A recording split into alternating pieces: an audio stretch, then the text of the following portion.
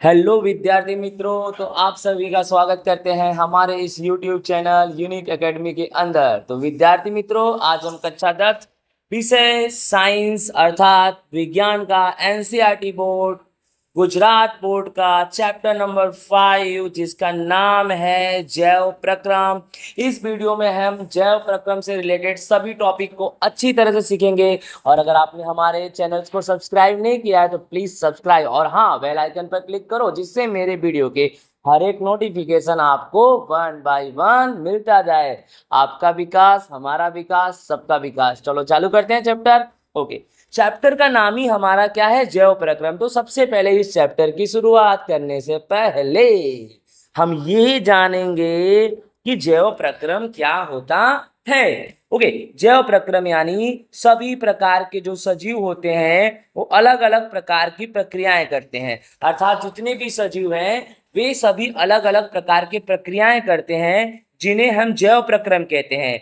जैसे कि सजीव श्वसन करता है यानी श्वास लेता है, सजीव खाना खाता है तो पाचन होता है, और सजीव में उत्सर्जन होता है। सजीव में होने वाली अलग अलग प्रक्रियाएं जैसे कि श्वसन, पाचन, उत्सर्जन, यही सब हमारा जैव प्रक्रम है। विद्यार्थी मित्रों, सभी सजीवों के लिए जैव प्रक्रम बहुत ही आवश्यक है। अगर मनुष्य में होने वाली कोई भी प्रक्रिया अगर रुक जाती है या धीमी हो जाती है तो उससे मनुष्य का स्वास्थ्य खराब हो जाता है, साथ ही साथ उसकी जान भी जा सकती है। इस तरह से जैव प्रक्रम क्या है हमने जाना। नेक्स्ट हमारा टॉपिक है पोषण। पोषण किसे कहते हैं? तो सजीवों के द्वारा भोजन ग्रहण करने की प्रक्रिया को पोषण कहते हैं। अर्थात हर एक प्रकार के सजीव जीवित रहने के लिए जो खुराक ग्रहण करते हैं उस खुराक को पोषक कहते हैं, और खुराक ग्रहण करने की प्रक्रिया को पोषण कहते हैं। अब पोषण के प्रकार भी हैं। पोषण के 2 प्रकार हैं। पहले का नाम है स्वयं पोषी पोषण और दूसरे का नाम है विषम पोषी पोषण। अब इसके प्रकार को हम अंतर के रूप में पढ़ते हैं, जिससे अगर बोर्ड एग्जाम में अंतर आता है तो भी आप उत्तर लिख सकते हो, नॉर्मल आता है तो भी आप लिख सकते हो। क्रम स्वयं पोषी पोषण, विषम पोषी पोषण। पहला नंबर हरे पेड़ पौधों में पाया जाता है। अर्थात स्वयं पोषी पोषण हरे पेड़ पौधों में पाया जाएगा, और विषम पोषी कीट तथा जंतु अर्थात मानव में भी पाया जाता है। ठीक है। दूसरा, पाचन की आवश्यकता नहीं होती। स्वयं पोषी पोषण में पाचन की आवश्यकता नहीं होती, कारण कि हरे पेड़ पौधे ये अपना भोजन तो बनाते हैं लेकिन खाते तो है ही नहीं, और जब खाएंगे नहीं तो इनमें पाचन की आवश्यकता ही नहीं है। लेकिन विषम पोषी पोषण में पाचन की आवश्यकता होती है। जैसे विषम पोषी पोषण में मानव है, अब मानव खाना खाएगा तो पाचन तो होगा ना। उसके बाद तीसरा नंबर हमारा क्या है? इसमें क्लोरोफिल होता है। स्वयं पोषी पोषण में क्लोरोफिल होता है। ज्यादातर हरे कलर का वर्णक कहा जाता है क्लोरोफिल। अगर पत्ते का रंग एकदम हरा है तो समझ जाओ उसमें क्लोरोफिल ज्यादा है, और अगर पत्ते का रंग अगर हरा से थोड़ा डल हो रहा है यानी क्लोरोफिल कम हो रहा है। इसके 2 कारण हो सकते हैं, या तो जो पौधा है उसका वृद्धि विकास रुक रहा है, पौधे को कोई बीमारी लग गई है, या अदर शब्दों में ये भी बोल सकते हैं कि पौधे का उम्र हो रहा है पूरा, जिससे पत्तों का जो हरा रंग है वह हल्का हो रहा है, यानी पौधों में क्लोरोफिल पाया जाता है। लेकिन आपके दिमाग में क्वेश्चन आएगा, बहुत सारे तो सर ऐसे पौधे होते हैं जिनके पत्ते ही हरे नहीं होते हैं। बिल्कुल सही, बहुत सारे ऐसे पौधे होते हैं जिनके पत्ते हरे नहीं होते हैं, लेकिन उनके पत्ते कैसे भी हो, मान लो उनके पत्ते गुलाबी हो, अच्छे तरह से गुलाबी हो, तो उसमें क्लोरोफिल है। लेकिन अगर गुलाबी से वह हल्का हुए ना तो समझ जाओ उसमें क्लोरोफिल कम हो रहा है। विषम पोषी पोषण में क्लोरोफिल पाया ही नहीं जाता है, क्योंकि कीटक हुए, मानव हुए, जंतु हुए, इनमें पत्ते ही नहीं होते, तो कहाँ से पाया जाएगा? इसमें प्रकाश संश्लेषण होता है।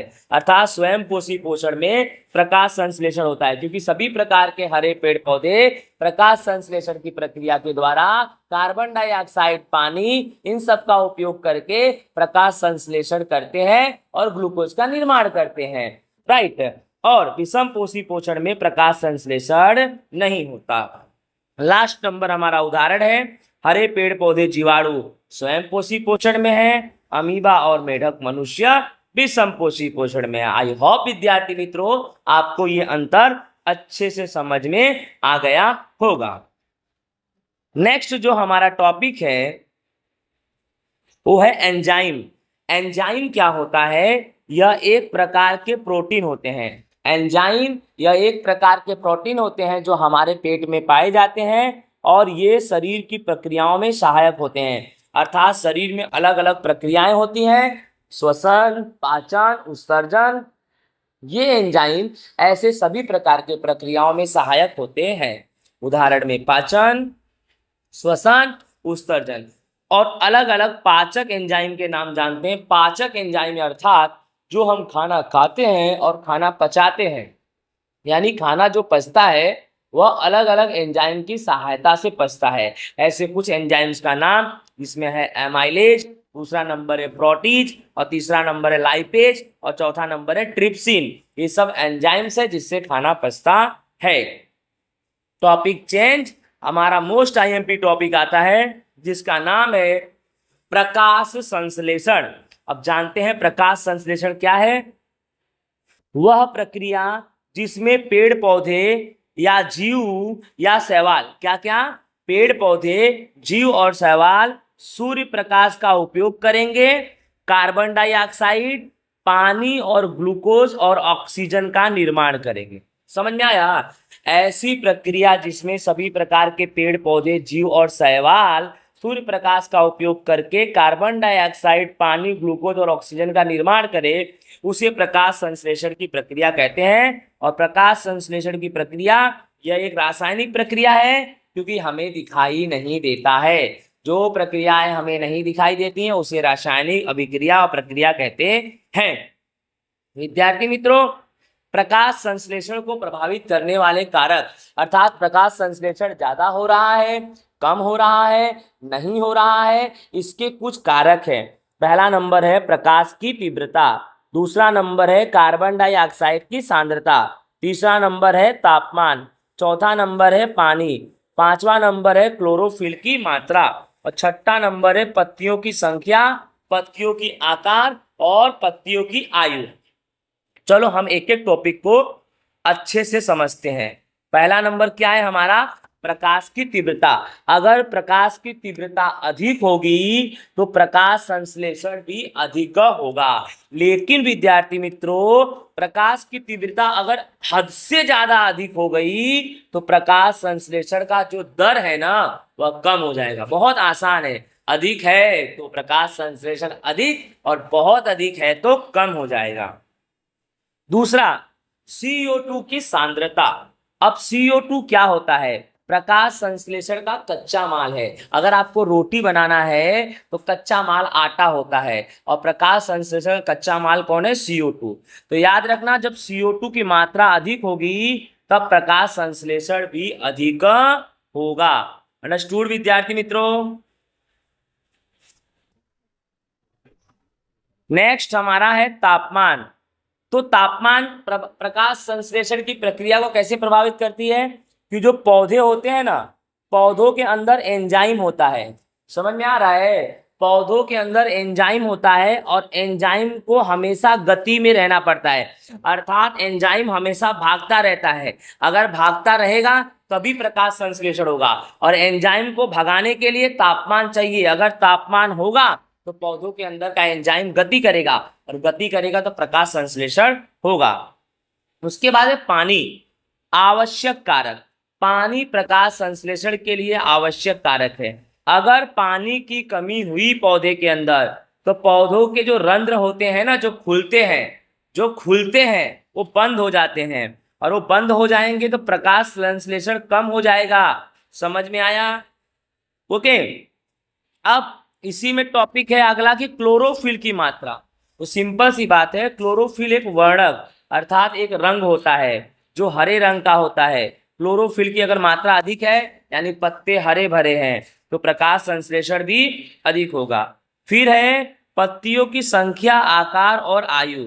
ये भी प्रकाश संश्लेषण को प्रभावित करते हैं। जैसे कि पत्तियों की संख्या, पत्तियों के आकार, पत्तियों की आयु, ये प्रकाश का अवशोषण और CO2 का उपयोग में सहायक होते हैं। अर्थात ढेर सारी पत्तियां होंगी तो ढेर सारे प्रकाश को शोषण करेंगी तो प्रकाश संश्लेषण अच्छा होगा। पत्तियों का आकार, अगर पत्तियां बड़ी बड़ी होंगी तो ज्यादा प्रकाश को ऑब्जर्व करेंगी तो प्रकाश संश्लेषण अच्छा होगा। पत्तियों की आयु, अगर पत्तियां लंबे समय तक जिंदा रहेंगी तो वे लोग लंबे समय तक प्रकाश संश्लेषण करेंगी।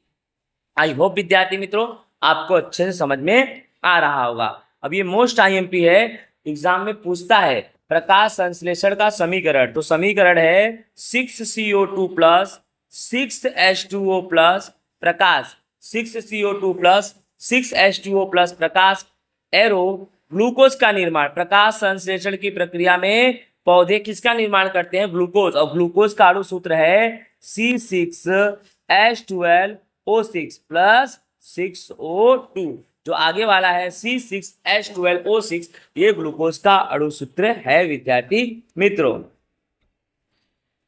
नेक्स्ट टॉपिक बहुत ही IMP है, जो बोर्ड की परीक्षा में सबसे ज्यादा बार पूछा गया है। कक्षा 10 के विज्ञान में अंतर में सबसे ज्यादा पूछा जाने वाला क्वेश्चन धमनी और शिरा है। क्या है? धमनी और शिरा। अब जानते हैं धमनी और शिरा के बारे में। रुधिर को हृदय से शरीर के सभी अंगों तक ले जाती है। अर्थात जो खून होता है ना, उस खून को हृदय से उठाएगी और शरीर के सभी अंगों तक पहुंचाएगी, उसे धमनी कहते हैं। और शिरा में उल्टा, ये रुधिर को शरीर के सभी अंगों से उठाएगी और कहाँ लाएगी? हृदय की तरफ लाएगी, उसे बोलते हैं शिरा। ठीक है।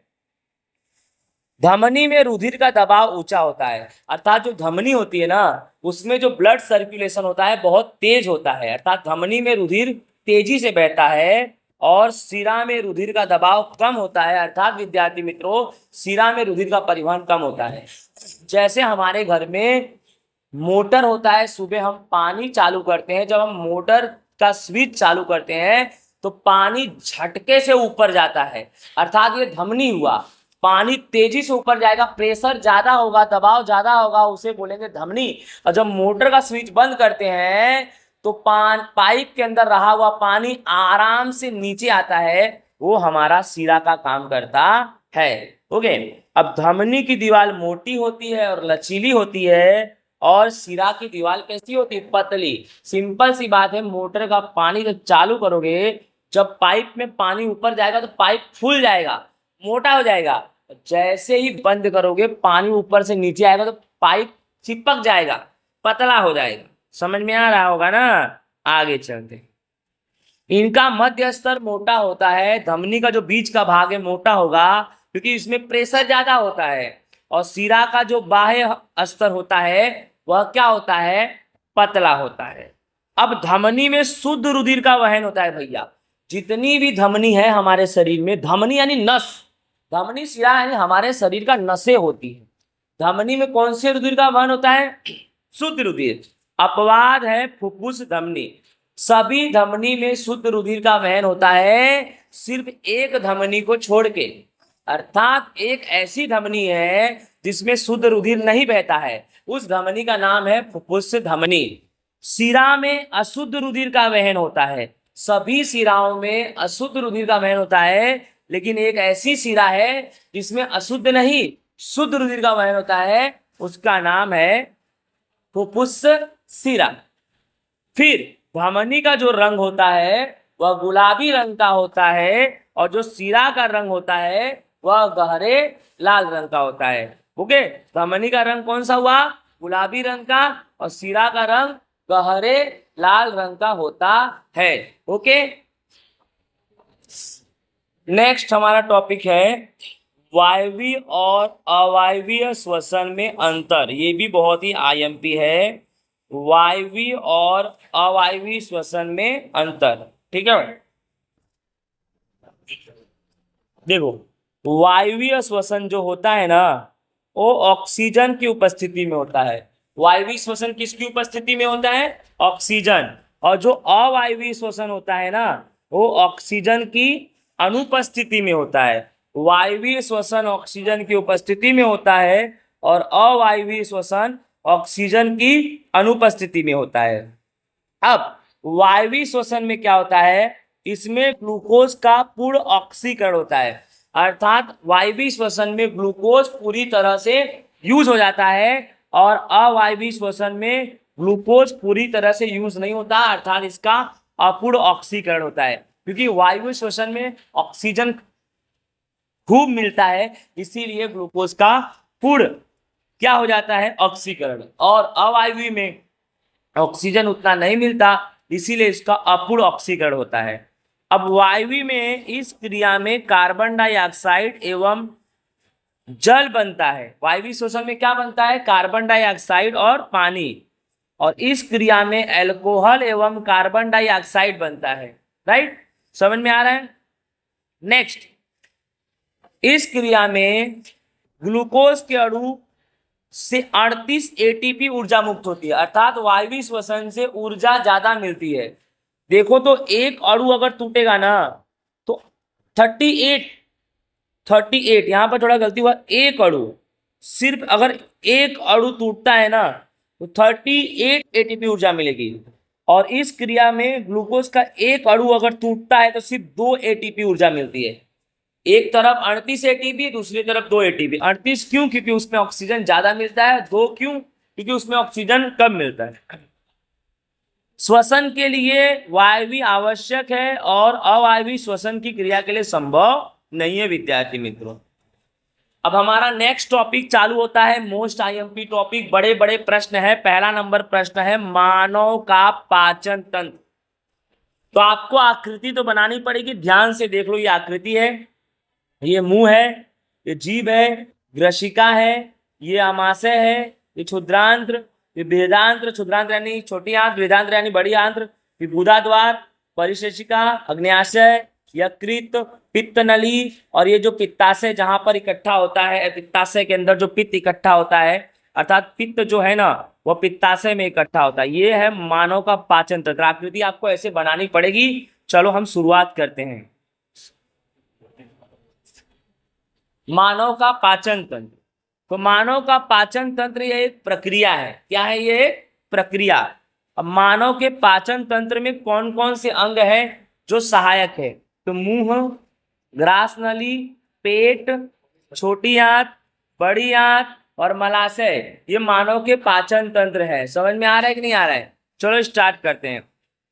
सबसे पहले मुंह के बारे में जानते हैं। पाचन की शुरुआत मुंह से होती है। पाचन की शुरुआत कहाँ से होती है, मुंह से। मुंह में क्या होते हैं, दांत होते हैं। दांतों की सहायता से खुराक को क्या करते हैं, तोड़ते हैं। फिर मुंह में लार रस होता है जो खुराक को चिकना बनाता है, जिससे खुराक आसानी से निगला जाता है। ये थी मुंह की स्टोरी। सबसे पहले पाचन की शुरुआत कहाँ से होगी, मुंह से। मुंह में क्या है, दांत। दांतों से खुराक को क्या करेंगे, चबाएंगे और तोड़ेंगे। फिर मुंह में क्या होता है, लार रस, वह चिकना होता है, वह खुराक में मिल जाता है, खुराक को भी चिकना बना देता है, जिससे हम आसानी से खुराक को क्या कर सकते हैं, निगल सकते हैं। अब ग्रास नली। अब ग्रास नली क्या है, यह एक नली है जिसकी सहायता से खुराक कहाँ आता है, पेट में। ग्रास नली यानी अन्न नली, जिसकी सहायता से खुराक पेट में आता है। अब पेट की स्टोरी जानो। इसमें भोजन को तोड़ा जाता है, यानी पेट के अंदर भी भोजन टूटते हैं, और टूटने के बाद पेट के अंदर जठर रस होता है जो भोजन में मिल जाता है। समझ में आ रहा है, जिससे भोजन शर्करा हो जाता है। अर्थात जो भोजन जटिल होता है, जटिल भोजन सरल में बदल जाते हैं। अर्थात भोजन के बड़े बड़े टुकड़े छोटे छोटे टुकड़े में हो जाते हैं। जठर रस मिलने के बाद लास्ट में वो पानी जैसे ग्लूकोज बन जाते हैं। छोटी आंत, भोजन का पाचन यही होता है। अर्थात कोई पूछे भोजन का पाचन कहाँ होता है, तो छोटी आंत में। पोषक तत्वों का शोषण भी यहीं पर होता है। फिर आएगी बड़ी आंत, यानी जिन पदार्थों का पाचन नहीं होता है वह पदार्थ का संग्रह यहीं होता है, यानी बड़ी आंत में होता है। ऐसे पदार्थों को हम अपशिष्ट पदार्थ कहते हैं। उसके बाद है मलाशय, जिसे हम बोलते हैं मलद्वार। तो सभी प्रकार के जो अपशिष्ट पदार्थ हैं वह इसी मलाशय के द्वारा बाहर निकल जाते हैं। यानी जो सभी पदार्थ के जो अपशिष्ट पदार्थ है, यही जो इसी मलाशय बोलते हैं, क्या बोलते हैं? मलाशय। ये मलाशय हमारे शरीर में जो कचरे के रूप में होता है, वह मल द्वार के द्वारा क्या हो जाता है? बाहर निकल जाता है। आई होप विद्यार्थी मित्रों आपको ये सब अच्छे से समझ में आ रहा होगा। चलो अब हमारा नेक्स्ट टॉपिक है अमीबा में पाचन, और उसके बारे में हम पढ़ते हैं। अमीबा में पाचन, ठीक है। अब पढ़ते हैं अमीबा के पाचन के बारे में, जानते हैं। ये देखो A B C D, देख रहे हो? ये अमीबा देखो कितना छोटा है, ये देखो कितना बड़ा हो गया, ये देखो। इस तरह से वृद्धि विकास होता है। आकृति आपको बनानी पड़ेगी, स्टोरी मैं बताता हूं आप लोगों को बहुत अच्छे से। अमीबा में पाचन स्टार्ट करते हैं। अमीबा एक कोश की सजीव है। अमीबा कौन सी सजीव है? एक कोश की। फिर इसके भोजन ग्रहण करने की पद्धति को कोशिकी भक्षण कहते हैं। अमीबा के भोजन ग्रहण करने की पद्धति को क्या बोलते हैं? कोशिकी भक्षण। चलो स्टोरी पढ़ते हैं। अमीबा में अंगुली जैसी रचना होती है जिन्हें हम कूटपाद कहते हैं। कहाँ है? ये देखो, ये दिख रहा है ना, ये तुम्हारा है कूटपाद। अमीबा में अंगुली जैसी रचना होती है जिन्हें हम कूटपाद कहते हैं। कूटपाद की सहायता से अमीबा भोजन को पकड़ता है। आप चेक कर लो, देखो ये भोजन को पकड़ा ना, कूटपाद की सहायता से अमीबा भोजन को क्या करता है? पकड़ता है। इस प्रकार भोजन खाद्य रिक्तिका में जाती है। फिर भोजन कहाँ चली जाएगी? देखो ये खाद्य रिक्तिका, भोजन आ गई खाद्य रिक्तिका में, ठीक है। अब भोजन खाद्य रिक्तिका में जाएगी। अब खाद्य रिक्तिका में भोजन का जटिल कार्बनिक पदार्थों से सरल कार्बनिक पदार्थों में रूपांतर होता है। जिस तरह हमारे पेट में जटिल कार्बनिक पदार्थों का सरल कार्बनिक पदार्थों में रूपांतरण होता है, ठीक उसी प्रकार अमीबा के खाद्य रिक्तिका में, अमीबा का जो पेट है वह उसकी खाद्य रिक्तिका है, उसमें जटिल कार्बनिक पदार्थों का सरल कार्बनिक पदार्थों में रूपांतरण होता है, ठीक है। अंत में अमीबा में खुराक का पाचन होता है जिससे अमीबा का वृद्धि और विकास होता है। समझ में आ गया? नोट, अमीबा का आकार निश्चित नहीं होता बेटा, अमीबा का कोई आकार नहीं होता है, ठीक है। नेक्स्ट हमारा टॉपिक है मानव का श्वसन तंत्र। ये अपना डायग्राम है मानव का श्वसन तंत्र। इसमें नासद्वार है, मुखगुहा है, ग्रसनी है, कंठ है, श्वास नली उपस्थित वलय, फुफ्फुस, पसलियां है, फिर श्वसन श्वासिकाएं हैं, पुपिका, श्वसनी, श्वसनिका, पुपिका कोश, डायाफ्राम। आपको डायाफ्राम आकृति तो आपको बनानी पड़ेगी, आपको सीखना पड़ेगा। स्टोरी तो बहुत अच्छे से मैं समझा दिया हूँ, आपको याद करने में कोई दिक्कत नहीं आएगी, बट डायाग्राम तो आपको बनाना पड़ेगा, ठीक है। मानव का श्वसन तंत्र, अंग कौन कौन से हैं? नाक, ग्रसनी, स्वर तंत्र, श्वास नली, श्वसनी, श्वसनिकाएं, फेफड़े और लास्ट में डायाफ्राम। 4 नंबर का आता है, आपको उसके हिसाब से लिखना है। नाक, ठीक है। सर्वप्रथम हवा हमारे नाक में प्रवेश करती है, ठीक है। नाक के अंदर बाल हवा को फिल्टर यानी शुद्ध करने का कार्य करते हैं। यानी सबसे पहले जो नाक है उसकी स्टोरी जानो। जो हवा है सबसे पहले कहाँ प्रवेश करेगी? नाक। नाक के अंदर छोटे छोटे क्या होते हैं? बाल। वह हवा को फिल्टर करते हैं, शुद्ध करते हैं, मालूम पड़ा। अब ग्रसनी, इस प्रकार नाक में से हवा हमारे ग्रसनी में प्रवेश करेगी। ग्रसनी अर्थात एक प्रकार का देखा जाए तो गला, यानी गला वाले भाग में श्वास नली की पाइप होती है। गले वाले भाग में श्वास नली की पाइप होती है, उसे ग्रसनी बोलेंगे, ठीक है। अब यहीं पर स्वर यंत्र आता है। यह ध्वनि उत्पादन का एक क्या है? केंद्र है। ग्रसनी के बाद आता है। अब पढ़ेंगे श्वास नली। ग्रसनी के बाद का स्टेप यही है। ग्रसनी के आगे के भाग को श्वास नली कहते हैं। इस प्रकार जो हवा है ग्रसनी से कहाँ आती है? श्वास नली में आती है। कहाँ आती है? श्वास नली। अब आगे पढ़ेंगे श्वसनी। श्वास नली आगे जाकर 2 भाग में बट जाएगी, जिसे श्वसनी कहते हैं। श्वास नली आगे जाके 2 भागों में बटेगी, जिसे हम श्वसनी कहते हैं। अब हवा श्वसनी में प्रवेश करेगी। कहाँ प्रवेश करेगी? श्वसनी में। अब पढ़ेंगे श्वसनिकाएं।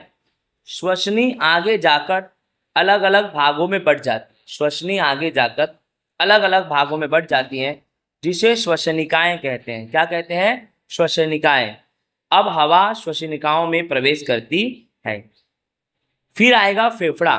फेफड़ा एक ऐसा जगह है जहां गैसों का क्या होता है? आदान प्रदान होता है। ठीक है। फेफड़े के बाद किसकी स्टोरी आएगी? कूपिकाएं। इसकी रचना गुब्बारे जैसी होती है। कूपिका की रचना कैसी होती है? गुब्बारे जैसी। और इसमें ढेर सारे वायु कोष होते हैं। घुमा के बोल सकते हैं ढेर सारी धमनी शिराएं होती हैं, और यहाँ पर भी गैसों का आदान प्रदान होता है। लास्ट नंबर है डायाफ्राम। श्वसन के लिए डायाफ्राम बहुत ही महत्वपूर्ण एक मांसपेशी है। श्वसन की क्रिया में यह डायाफ्राम हमेशा ऊपर नीचे होता रहता है। इस तरह से विद्यार्थी मित्रों मानव का श्वसन तंत्र का टॉपिक होता है पूरा। अब हमारा नवा टॉपिक है मानव का हृदय। डायाग्राम आपके सामने है। इस तरह से आपको चित्र बनाना पड़ेगा। ये महाशिरा है, महाधमनी, फुफ्फुस धमनी, फुफ्फुस शिरा, बायां आलिंद, बायां नील, दायां आलिंद, उसके बाद कच्छों के बीच की विभाजन दीवार, दायां नील। मानव के हृदय का काट चित्र है। हृदय इसी तरह से बनता है। डायाग्राम तो आपको बनाना पड़ेगा। स्टोरी बहुत आसानी से मैं आपको समझा दूंगा, उसका टेंशन मत लो। चलो स्टार्ट। मानव का हृदय। मानव के हृदय का कद कितना होता है? एक मुट्ठी जितना। मानव के हृदय, यानी कोई बोले ना हृदय कितना बड़ा होता है, आप अपना मुट्ठी बांध लो, उतना बड़ा हृदय होता है। और इसका आकार कैसा होता है? शंकु के जैसा होता है, शंकु आकार। चलो सबसे पहले हम रचना पढ़ने जाते हैं। यह एक पेशी अंग है। हृदय मानव का एक पेशी अंग है और इसके 4 खंड होते हैं। हृदय कितने खंड होते हैं? 4। पहला नंबर दायां आलिंद, दूसरा नंबर बायां आलिंद, तीसरा नंबर दायां नीलय, चौथा नंबर बायां नीलय। अब हम पढ़ेंगे कार्य। क्या पढ़ेंगे? कार्य। तो हृदय पंप की तरह कार्य करता है। हृदय किसकी तरह कार्य करता है? पंप की तरह कार्य करता है। ऑक्सीजन को शरीर के कोशिकाओं तक पहुंचाने का कार्य करता है। हृदय ऑक्सीजन को शरीर के सभी कोशिकाओं तक पहुंचाने का कार्य करता है। कार्बन डाइऑक्साइड जैसे अपशिष्ट पदार्थों को हटाने का कार्य करता है। पंप की तरह कार्य करता है, ऑक्सीजन को शरीर के सभी कोशिकाओं तक पहुंचाने का कार्य करता है, कार्बन डाइऑक्साइड जैसे अपशिष्ट पदार्थों को हटाने का कार्य। अब पढ़ेंगे हम वाल्व। क्या पढ़ेंगे? वाल्व। तो हृदय में 4 वाल्व होते हैं और ये वाल्व रक्त प्रवाह को नियंत्रित करते हैं, ब्लड सर्कुलेशन को कंट्रोल करते हैं। अब हृदय में रक्त वाहिकाएं होती हैं। रक्त वाहिकाओं में 2, धमनी और शिरा। अब रुधिर को हृदय से शरीर के अलग अलग अंगों तक जो पहुंचाएगा वह धमनी है, और रुधिर को शरीर के अलग अलग अंगों से हृदय तक जो लाएगा वह शिरा है। ये तो आपको मैं अंतर में बता दिया हूं। फिर विद्युत चालन प्रणाली हृदय के धड़कने को नियंत्रित करता है। हृदय में एक होता है विद्युत चालन प्रणाली जो हृदय को धड़कने को नियंत्रित करता है। विनिमय, यह O2 और CO2 का वहन करता है। विनिमय, लेन देन करता है, एक्सचेंजिंग करता है। ओके विद्यार्थी मित्रों, समझ में आ गया आपको? नेक्स्ट हमारा टॉपिक है रक्त। रक्त यानी खून और उसके प्रकार। रक्त किसे बोलते हैं? यह एक तरल पदार्थ है, यानी पानी जैसा यह एक पदार्थ है। रक्त पूरे शरीर में भ्रमण करता है। रक्त पूरे शरीर में घूमता रहता है, भ्रमण करता है। रक्त के 2 प्रकार है। पहला नंबर है श्वेत रक्त कण और दूसरा नंबर है लाल रक्त कण। अब श्वेत रक्त कण के बारे में हम जानते हैं, बीमारियों से लड़ने का कार्य करता है। यानी श्वेत रक्त कण अगर आपके शरीर में है तो आप अलग अलग बीमारियों से लड़ सकते। यहाँ हमारे शरीर में घटता है और बढ़ता रहता है। श्वेत रक्त कण हमारे शरीर में घटता भी है और बढ़ता भी। इनके घटने और बढ़ने से बीमारियां भी पैदा होती है। यानी ये एक लेवल में होना चाहिए, ना ज्यादा और ना कम, दिक्कत परेशानी हो जाएगी। ठीक है। लाल रक्त कण, यह रक्त कण महत्वपूर्ण घटक। हमारे शरीर में सबसे महत्वपूर्ण रक्त लाल रक्त कण है। हीमोग्लोबिन लाल रंग का होता है। ये इनका कार्य है ऑक्सीजन को शरीर के अलग अलग अंगों तक पहुंचाना और कार्बन डाइऑक्साइड को वापस लाना। समझ में आया? न्यू टॉपिक हमारा एग्जाम में बहुत बार 2 नंबर में पूछा गया है, लसिका। लसिका पर टिप्पणी। लसिका एक पारदर्शी जिसके आर पार देखा जाए, रंगहीन मतलब इसका कोई रंग नहीं है, तरल यानी पानी जैसा। लसिका एक तरल पदार्थ है, पारदर्शी है और रंगहीन है। समझ में आ रहा है? प्रोटीन और वसा को इकट्ठा करके रक्त में पहुंचाने का कार्य करता है। लसिका क्या करता है? प्रोटीन और वसा को इकट्ठा करेगा और खून में मिला देगा। शरीर को संक्रमण से बचाने का कार्य करता है, अर्थात हमारे शरीर में कोई बीमारी ना हो उसके लिए लसिका कार्य करता है। शरीर को ऊर्जा प्रदान करने का कार्य करता है लसिका। शरीर की वृद्धि और विकास के लिए आवश्यक है लसिका। ठीक है। नवा टॉपिक है मानव का उत्सर्जन तंत्र। ये रहा आपका मानव का उत्सर्जन तंत्र। ठीक है, ये देखो बाईं ओर वृक्क यानी किडनी, बायां वृक्क, बाएं वृक्क का सिरा महाधमनी, बाई मूत्रवाहिनी, महाशिरा, मूत्राशय, मूत्रमार्ग। ठीक है, डायग्राम तो आपको बनाना पड़ेगा, स्टोरी एकदम आसान है, समझाते हैं, समझो कुछ भी नहीं। ठीक है, मानव का उत्सर्जन तंत्र में अंग, जानो कि मानव के उत्सर्जन तंत्र में कौन कौन से अंग होते हैं। पहला नंबर वृक्क जिसे हम किडनी बोलते हैं, उसके बाद आती है मूत्रवाहिनी, उसके बाद आता है मूत्राशय और उसके बाद आता है मूत्रमार्ग। वृक्क की कहानी पढ़ो। मानव में एक जोड़ी वृक्क होते हैं, यानी मानव में 2 किडनी होती है। वृक्क यानी किडनी। ये वृक्क सेम आकार के होते हैं, सेम जैसे, शरीर के दोनों तरफ स्थित होते हैं, लेफ्ट राइट। ठीक है, सर्वप्रथम मूत्र का निर्माण यही होता है। सर्वप्रथम मूत्र का निर्माण कहाँ होता है? किडनी में होता है। कहाँ होता है? किडनी में। अब वृक्क के बाद मूत्रवाहिनी आएगी, यानी वृक्क का जो सिरा है ना, पाइप, वह मूत्रवाहिनी में खुलता है। अब मूत्रवाहिनी का आकार नली यानी पाइप जैसा होता है। वृक्क में से मूत्र कहाँ आ जाएगा? मूत्रवाहिनी में, यानी किडनी में जो मूत्र इकट्ठा होगा उसका पाइप मूत्रवाहिनी में मिलेगा और जाके मूत्रवाहिनी में वो मूत्र किडनी से मूत्रवाहिनी में आ जाए। फिर मूत्राशय, इसकी रचना थैली जैसी होती है। मूत्रवाहिनी में से मूत्र कहाँ आएगा? मूत्राशय में आएगा। फिर लास्ट में मूत्रमार्ग, अब इसकी रचना नली जैसी होती है और हमारे शरीर का मूत्र जो मूत्राशय में इकट्ठा होता है और लास्ट में एक मार्ग के द्वारा, इसी मूत्राशय मार्ग के द्वारा आगे आता है और इसी मूत्र मार्ग के द्वारा ये मूत्र हमारे शरीर से कहाँ निकल जाता है? बाहर निकल जाता है। समझ में आया? अब मानव के उत्सर्जन तंत्र का कार्य जानो। अपशिष्ट पदार्थों को ये क्या करता है? हटाता है। अब समझो पेशाब क्या है, मूत्र क्या है? अपशिष्ट पदार्थ है, उसे हमारे शरीर से बाहर निकलता है। अगर पेशाब ना हो तो अगर पेशाब अंदर रहे तो व्यक्ति मर जाएगा, कैंसर हो जाएगा उसको। समझ में आ रहा है? रुधिर प्रवाह को नियंत्रण करने का कार्य मानव का उत्सर्जन तंत्र करता है। रक्त की मात्रा को नियंत्रण करने का कार्य, ब्लड के सर्कुलेशन को कंट्रोल करता है।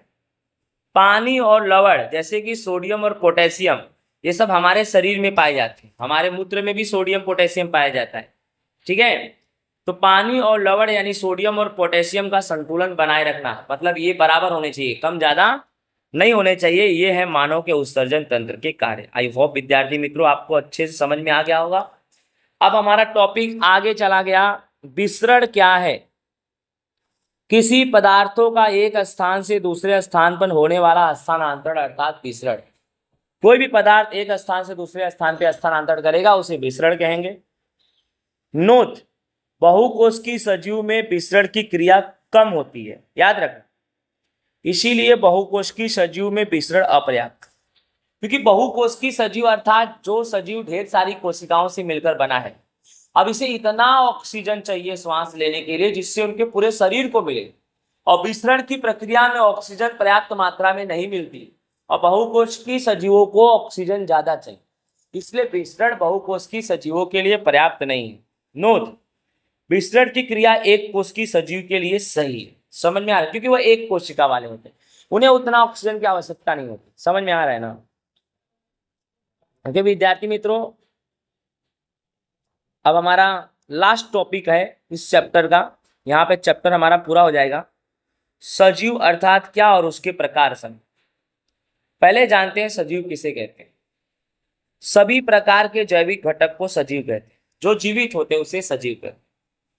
सजीव के दो प्रकार हैं, एक कोशिकीय सजीव और बहुकोशिकीय सजीव। एक कोशिकीय सजीव अर्थात जिन सजीवों में मात्र एक कोशिका पाई जाती है उसे एक कोशिकीय सजीव कहते हैं। उदाहरण अमीबा, पैरामीशियम और ईस्ट, ये एक कोशिकीय सजीव है, उनमें एक ही कोशिका पाया जाता। बहुकोशिकीय सजीव, जिन सजीवों में दो या दो से अधिक कोशिकाएं पाई जाती हैं उन्हें बहुकोशिकीय सजीव कहते हैं। जैसे कि मानव, पेड़, पत्ते और बिल्ली, ये बहुकोशिकीय सजीव।